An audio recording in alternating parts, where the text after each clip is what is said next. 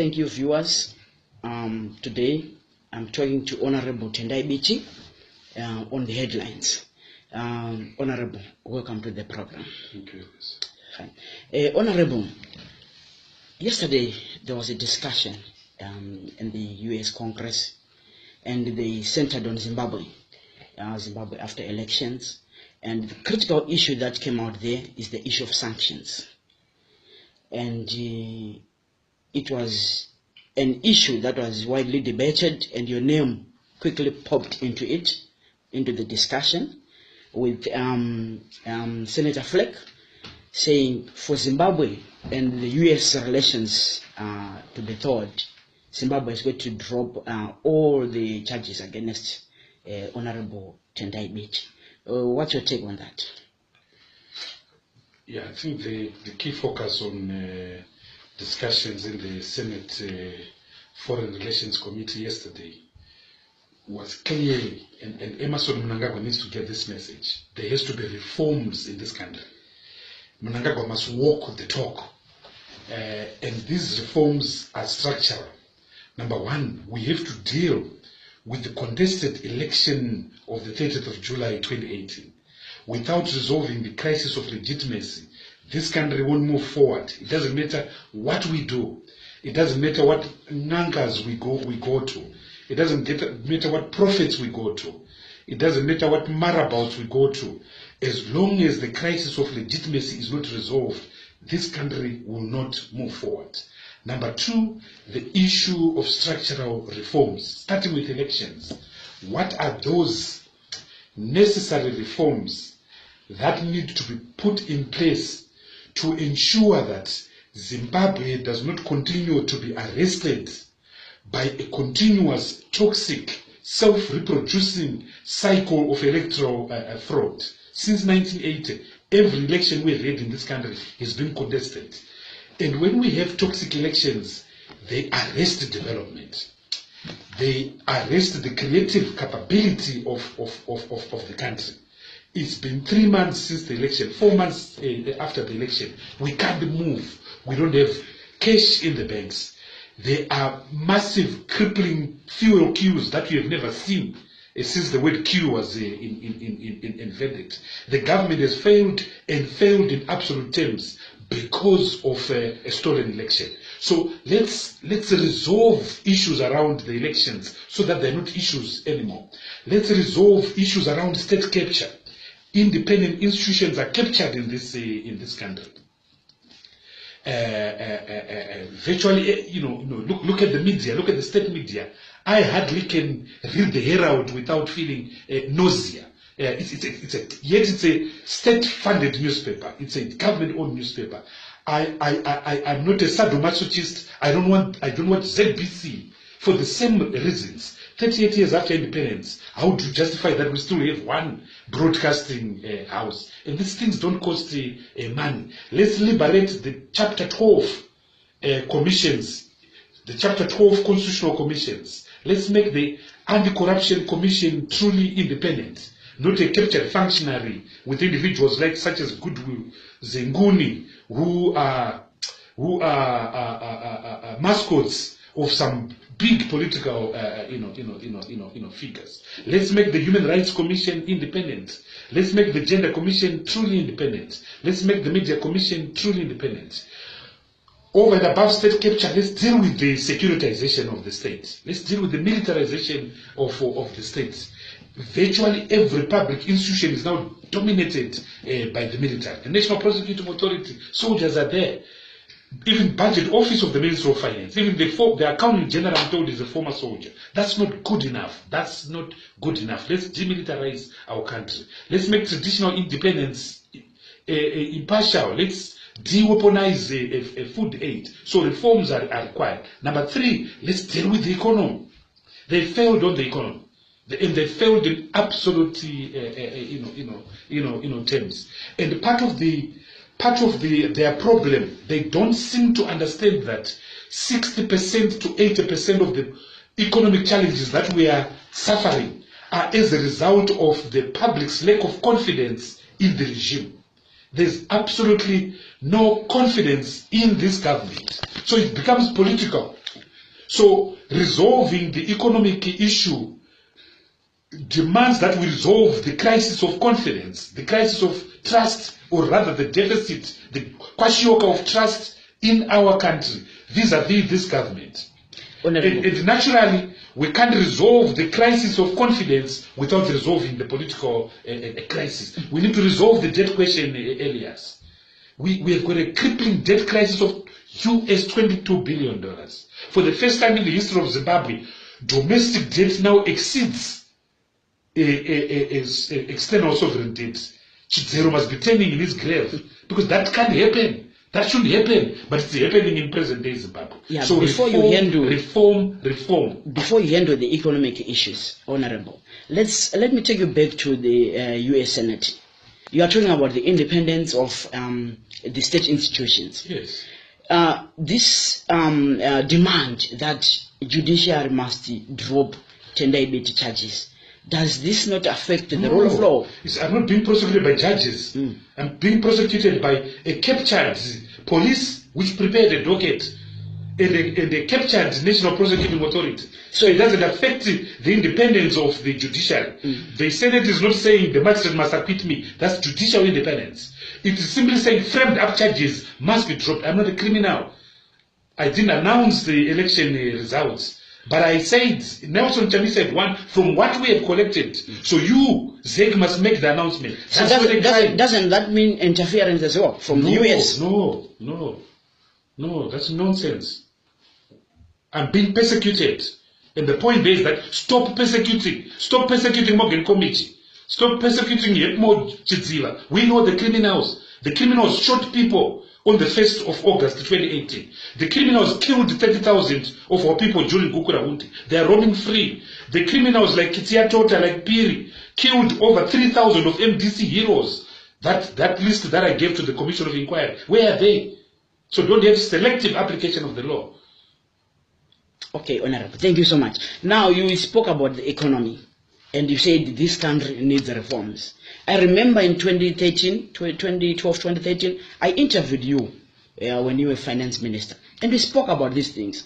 These are issues that you wanted to introduce at the material time, but spanners were thrown your way. What did you say about Professor Mtulingu's reforms? He's an amateur. He's an amateur. He's a complete waste of time. He's a complete waste of time. I think part of his problem is that he himself doesn't have character. He doesn't have honesty. He doesn't have consistency. And he suffers from what I would call foot and mouth disease, which is the disease that you say something today, you reverse it tomorrow. His first announcement was that he's going to demonetize the bond note. The next thing, he had recanted on that. He goes to Chatham House and says, no, the bond note can never be equal to the US dollar. Next morning, he's in Bali, Malaysia. He has reversed that. In his budget statement, he claims we're going to retrench ghost workers, which is essential. The following week, he's out in the newspaper saying, no, we don't have money to. So if you've got a structural flip-flopper, you've got a problem. So he's weak. This economy requires someone who is strong, someone who can look the beast in the eye, because ZANU-PF is a beast. They will not allow reforms, and as a matter of fact, no regime has ever reformed itself out of power, and that's the structural program. That's the structural problem. So this myth that there are reformers in ZANU-PF is just a myth. There are no reformers in ZANU-PF, and that's why we are where we are right now. So you look at Emmerson Mnangagwa. For 12 months, he's been talking about open for business, but there's not a single thing that he has done to actually show that he's open for business. And many of the things that he needs to do, they actually don't cost money. It doesn't cost money to demonetize the bond note, because we know that the bond note has brought disequilibrium in our economy. It doesn't cost money. It doesn't cost money to simply say we are amending Section 11 of the Reserve Bank Act so that the government can borrow from the central bank, because we know that the overdraft facility that the government is maintaining with the RBZ, which is in excess of $2.5 billion US dollars, has been fueling the black market. It doesn't cost a single cent to simply say that we are stopping the RBZ retaining the foreign currency of exporters like Zimplats and other mining houses, because the allocation of foreign currency in Zimbabwe has become an infrastructure of corruption, as you know. People are being allocated subjectively US dollars, 50 million US dollars, 100 million US dollars. But when they retain it, they're retaining it in bond notes. And meanwhile, they're fueling 4th Street and the black market. All these things don't cost money, but it's 12 months of a disaster. Many Zimbabweans are saying, why did we march on the 18th of November 2017, which is regrettable, because 2018, so that 18 November 2017 was a noble cause. But people are now questioning, because our life has been decapitated, has been delegitimized, has been depreciated. Yet all that is required is simple: attend to reform and, of course, dialogue.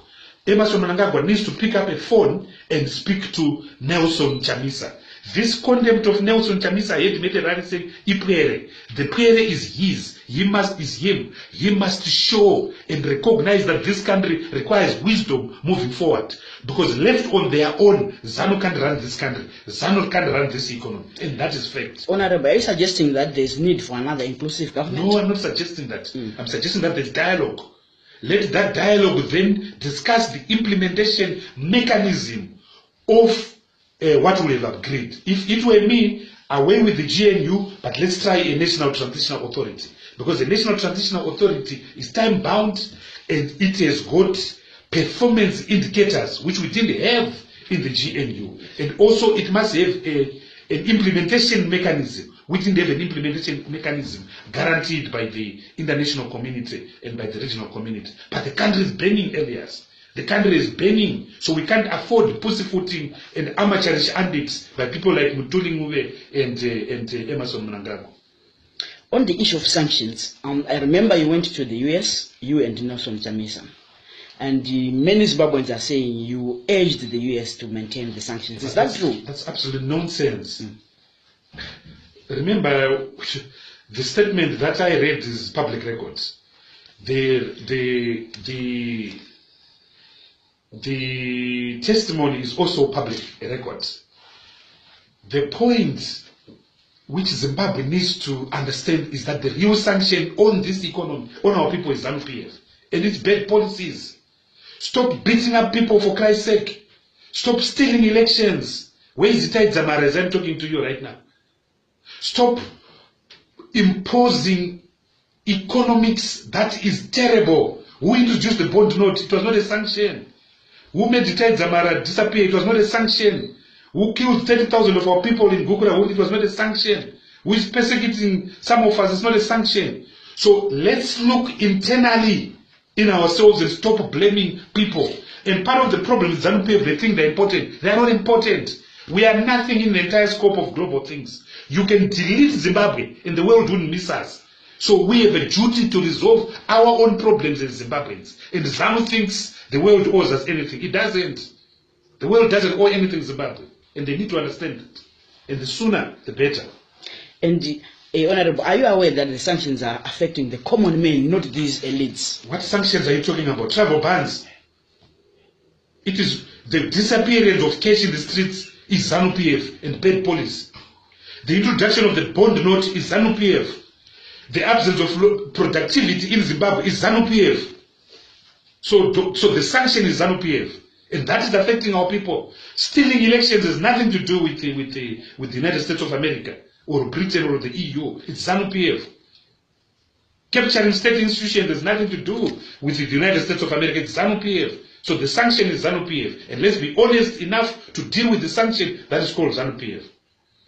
Okay, Honorable. Now, let's get back to the issue of dialogue. We read recently this week that there are talks between Chamisa and Emerson Mnangagwa. Is that true? It's not true. It's a lot of rubbish. We have called for genuine dialogue as patriotic Zimbabweans. Our country is mired in huge structural crisis. There was a recent IMF team in Zimbabwe. Yes. And I recently met the new IMF resident director.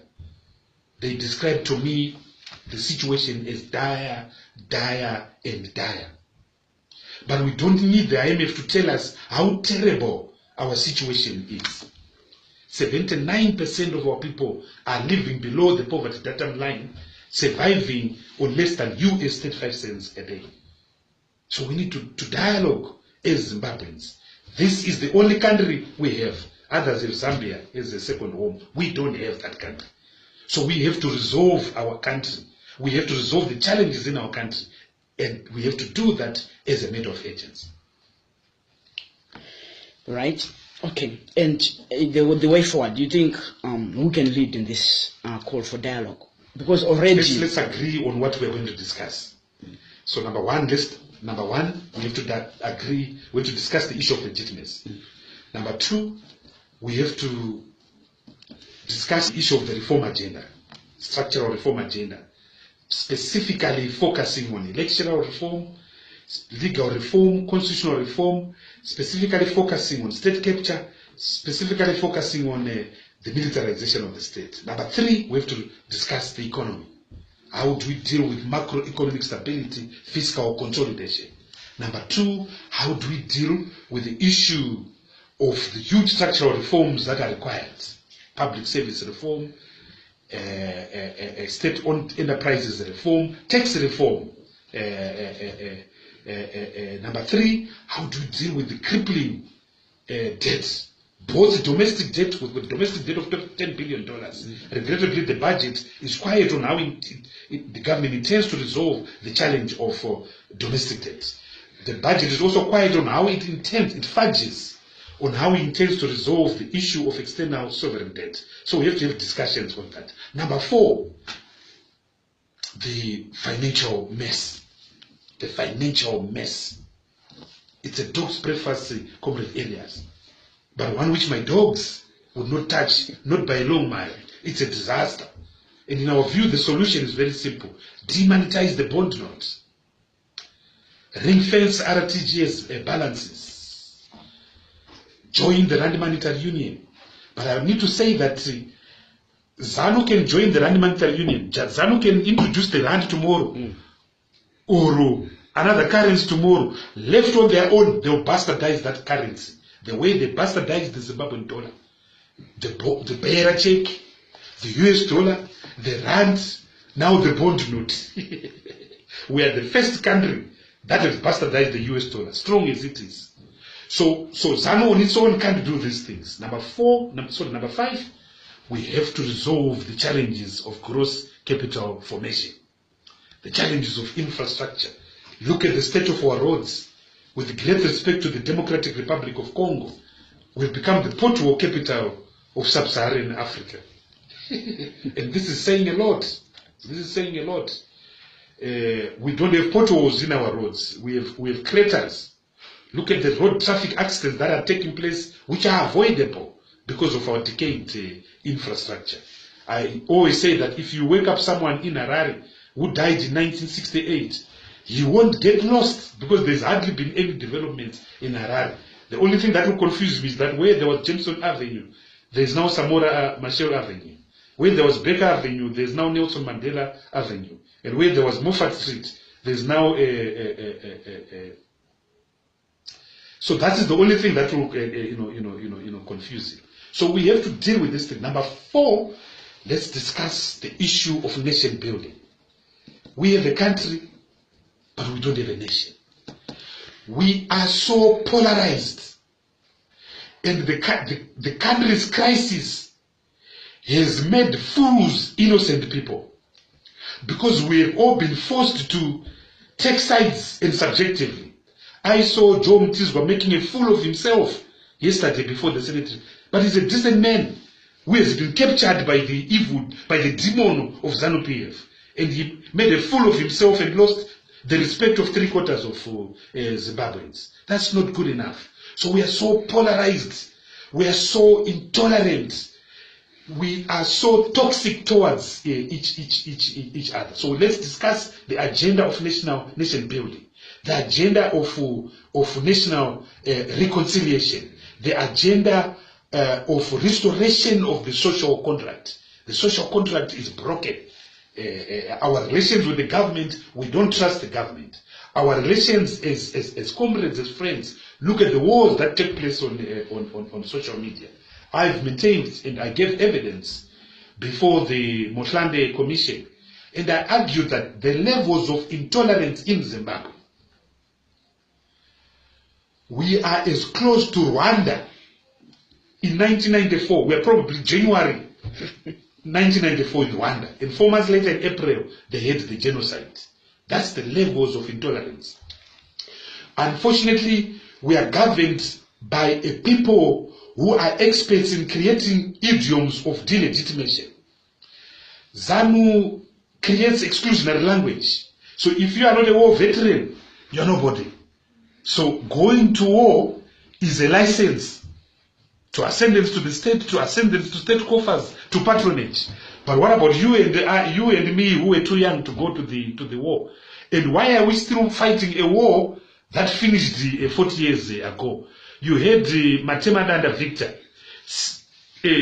sprouting toxic madness in the name of war veterans, that we should change the age limit of presidential qualification. This is a man who was just a mere taxi driver in Lusaka. But he thinks because he goes under the guise of a war veteran, he's got a license of insulting the people of Zimbabwe, the young people of Zimbabwe, the constitution of Zimbabwe. So it's absolute madness, but it's a reflection of the breakdown of the social fabric of our country. So that's why we need the dialogue. National an agenda of transitional justice is so key, because all of us have got components, compartments of pain. We are victimized every day by the economic crisis, by the social crisis, by the political crisis. So we have subconsciously opened in our mindsets compartments where we just pack pain. But we need catharsis. We need relief. We need a safety valve. Unfortunately, that is not happening. But if you don't release and keep the pressure boiling up, there will be an implosion. An implosion in the form of another coup, an implosion in the form of serious political dislocation, assassinations, and so forth. So the country can't sustain itself on the fuel and the petrol and the gas of hatred and intolerance. So we need to deal with this issue. Lastly, we need to discuss international re-engagement.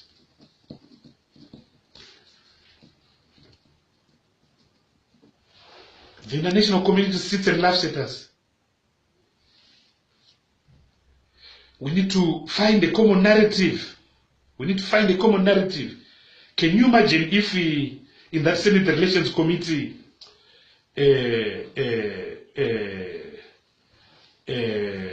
Emerson Mnangagwa had been there with Nelson Chamisa speaking the same language. So what we have, we've got contested narratives. We've contested narratives, so they'll go to Beijing, we'll go to Brussels. They'll go to Singapore, we'll go to the African Union. And in the process, the country suffers. The country suffers. So they must recognize that dialogue is key, dialogue is important. They must also not recognize that power doesn't mean being in office. So Nelson Chamisa controls so much power, even though he's not in office. Over 2 million people voted for him. Him and his party control every urban, you understand. So dialogue has to be inevitable. And if you ignore us, if you ignore the MDC alliance, you ignore it at your peril. So we're not going to do what we did in 2009, 2008. We're not going to say Tonga Ituoni, because this is not your country. It's our country too. So we're going to be there, putting our ugly noses forward until you understand that we are players in this country. Don't you think, Honorable, that maybe this issue of Biramajiecha is stifling the dialogue? I don't know what that means. I don't know what that means, but speaking the truth is speaking the truth. Speaking the truth is speaking the truth. And we will speak the truth to power. We will stand up to power. So in this country, we have a crisis of legitimacy as an election was stolen. In this country, this government has failed. The economy is a disaster. In this country, the human rights situation is deteriorated. People are being arrested for allegedly insulting the president. But the president is a political animal. So he gives as much as he takes. He can't be protected by anyone. He can't be protected by beating up members of parliament because they refuse to stand for you is madness. Not even Robert Mugabe did that. So when we speak about these things, don't say Kudira Jecha. It's not. It's speaking up to the truth. But if we misrepresent the truth, yes, hold us to account. If we lie, hold us to account. But we don't lie. We speak the truth as we have done, and we've been consistent over the years. We've been governed by principle. We've stuck to our principles. We've stuck to our values. That is why, despite the many attempts on our lives, despite the attempt to collapse our organization, we are standing. And I want to assure you, Comrade Elias, we will be the last women and the last men standing, because we stand for the truth. Lastly, Honorable, what do you think Zimbabwe needs to do at the moment to get out of the woods? That's exactly what I was talking about. That's exactly what I was talking about. There has to be dialogue. But I suspect what you mean is that what does the government need to do immediately? Look, we were saying this. Number one, let's try to resolve the political crisis. Because our challenge is not economics. It's not a collapsing GDP. It's not a recession. Our challenge is political. Our challenge is the arrogance of power. So we need to resolve that. We need to resolve and deal with the infrastructures of state capture, as I've said before. We need to deal with the infrastructures of corruption.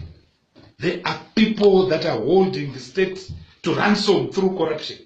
And there are people that are controlling the commanding heights of corruption. You know what I'm talking about, because you've written about it in the past. Number one, who is controlling the foreign exchange infrastructure? Because foreign exchange has become a commodity. Foreign exchange has become a huge instrument of aggrandizement. Number two is fuel. Who is controlling the fuel sector? Why are we buying fuel from Singapore when Singapore is not an oil producing country? Who owns the pipeline? Who is the indigenous partner with the Glencore in the pipeline? Who owns the two major fuel retailers in Zimbabwe, Puma and Zula? Number three, who is controlling Command Agriculture? Because Command Agriculture has become another infrastructure commanding height of corruption. It spent since its inception, it has spent over $3 billion. But we don't have agricultural output that is equivalent to $3 billion. Malawi, which spends less than $800 million on its agriculture annually, is producing 3 to 4 million tons of metric maize annually. We are importing soybeans from Malawi. They are now one of the largest producers of ethanol, and also, as you know, of Virginia tobacco. But it's a tiny little country. We are now buying food from Zambia. But not so long ago, we used to sell everything to Zambia. So Command Agriculture has become a huge infrastructure of corruption. Gold itself, the commodities, platinum, gold and chrome, has become a huge instrument of arbitration, particularly gold. People are selling gold in US dollars, then they go the following morning at Orex, buy it in bond notes, take that same gold, go back and sell it to Orex. So suddenly we are being told by the budget that our gold figures are increasing. They are not increasing. It's speculation that's increasing. So we need to decapitate the commanding heights of corruption. The economy is very simple. We have to be serious about the economy. Number one, let's decapitate the budget deficit. Let's decapitate the budget deficit. Let's move towards fiscal consolidation. So if it were me, I would go back to cash budgeting as a matter of agency. When I used to say, we eat what we kill, they thought it was a joke. It's not a joke. is the most sensible economic principle. You spend what you have, So I would make sure that that principle is codified. So as I implied at the beginning, repeal Section 11 of the Reserve Bank Act so that the government will not borrow. Amend the Public Finance Management Act so that the government will not issue treasury bills. Amend the Public Debt Management Act so that the government cannot budget for a budget deficit. Right now, the Minister of Finance has presented a budget before Parliament in which he is seeking Parliament to authorize a budget deficit of $1.5 billion. That should not be allowed. Parliament should not be allowed to budget for non-existent expenditure. And if you look at how he proposes to finance the $1.5 billion, if you go to page 38 of the budget, there's a macroeconomic diagram that is there. He actually doesn't know where he's going to get $900 million. So how does Parliament be expected to pass hot air? Let's be serious. Yeah, let's be serious. So I would put in measures to ensure that we can't borrow domestically. We should borrow externally. Because when we borrow externally from the World Bank, from the African Development Bank, we are borrowing to build bridges, to build roads, to build electricity. So we can mortgage future generations, because future generations will be able to enjoy the same roads, the same railway, the same spaghetti infrastructure that some of us propose. Number two, demonetize the bond note, liberalize the exchange rate. Why do you want to maintain the fiction of 1:1? Not even the euro is on one with the US dollar. Not even the Chinese renminbi is 1:1 with the US dollar. Yet this is the second largest economy in the world. The rand is like 1:15. Yet is the strongest economy on the African continent. What is Zimbabwe with the exports of less than $2 billion annually? So it's a joke. Now they want to introduce a new currency. They want to introduce a new currency, a new Zimbabwean dollar by March. That is madness. Anyone suggesting that is either drunk or mad or both. How do you introduce a new currency when you don't have foreign currency reserves? How do you introduce a currency which is not backed? So you want to introduce another grass, another piece of junk, such as the bond note. So all you are doing is that you are just exacerbating the economic mess. So the financial mess needs to be sorted out. The issue of pensions, we have to introduce a defined benefit scheme so that the wage bill is not shouldered with monthly payments. And remember, pension funds are important as mobilizers of savings. Without pension funds, you don't have savings. So you need, this country needs savings that are at least 30% to 50% of GDP. And you can't do that without pension houses. Next, of course, is structural reform, the wage bill. I used to pay 236,000 workers. There are now 550,000 workers. So ghost workers have to go. And we know that over 200,000 people, over 200,000 of those ghost workers, they work for the party. What officers work for ZANU-PF. And also the other irony is that many of our civil servants own farms. If a farm is a business, why would someone who owns a farm work as a public servant for $400? There's something fundamentally wrong there. So retrench, because these civil servants who own farms already have a fallback position. They're not going to starve. And then what you do now is to make sure that there's cheap access to finance now, so that these people are able to farm, and that there are markets and so forth. That should be very easy to do. State-owned enterprises, why do we need Air Zimbabwe? Why do we need the GMB? Why do we need the Cold Storage Commission? Why do we need all these parastatals, which are vehicles of predatory looting in our economy? I'm the chair of the Public Accounts Committee. You should read the shocking reports by the Auditor General on state-owned enterprises. There is hardly any that is clean. There is hardly any state-owned enterprise that is clean, from Zimra to Zimdev. And that is bad. That is really bad. We'll bring them to account in my capacities as Public Accounts Committee chairperson, and there will be gnashing of teeth next year, I can guarantee you that. Next is, of course, the debt question. The debt question is not a debt question because we defaulted way back in 1999. It's a development question.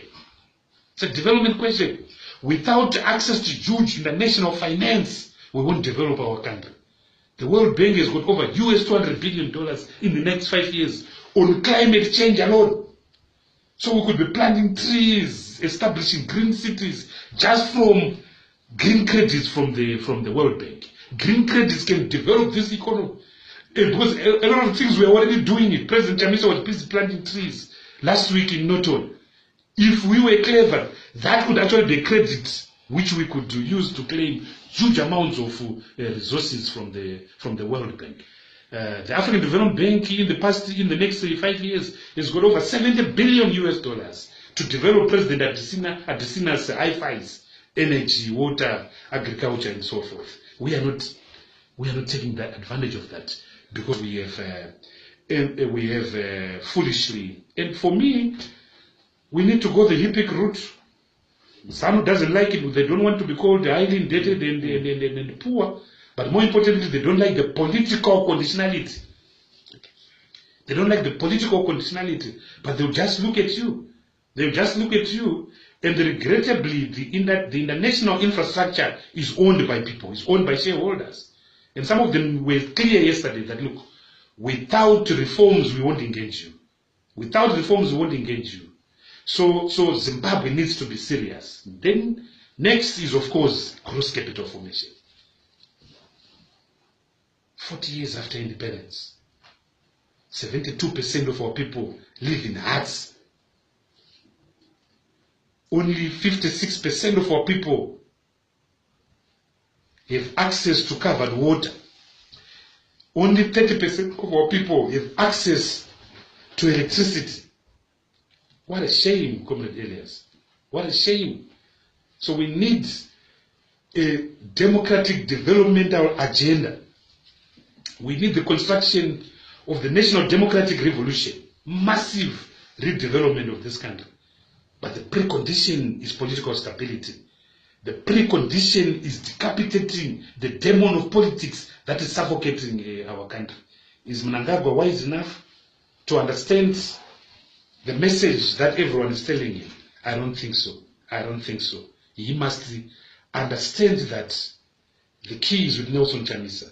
And if he doesn't understand that, then we'll spend another 5 years quarreling.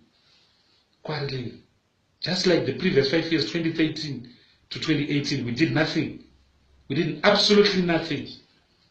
And it's not good enough. It's not good enough because every other country is outstripping us. Every other country is outstripping us. Look at Botswana. Look at Namibia. Look at Malawi. Look at Zambia. Look at Mauritius. Mauritius was a joke 30 years ago. Now it's the #1 African country on the continent in terms of ease of doing business and competitiveness. I was in Uganda a week ago. Amazing place, but the demon of politics is there. But they've managed to delink their demon of politics from the capacity of the citizen to reproduce himself or herself economically. Our demon now is more acerbic. It follows us everywhere. Toilets, church, schools, Dynamos Football Club, everywhere. Our demon is terrible. Our demon is terrible. It suffocates everything, and that's not good enough. Thank you, Honorable Biti, for your time. And our viewers, we want to thank you for being with us. You have heard it for yourself. It is saying you continue speaking truth to power. Thank you, Honorable.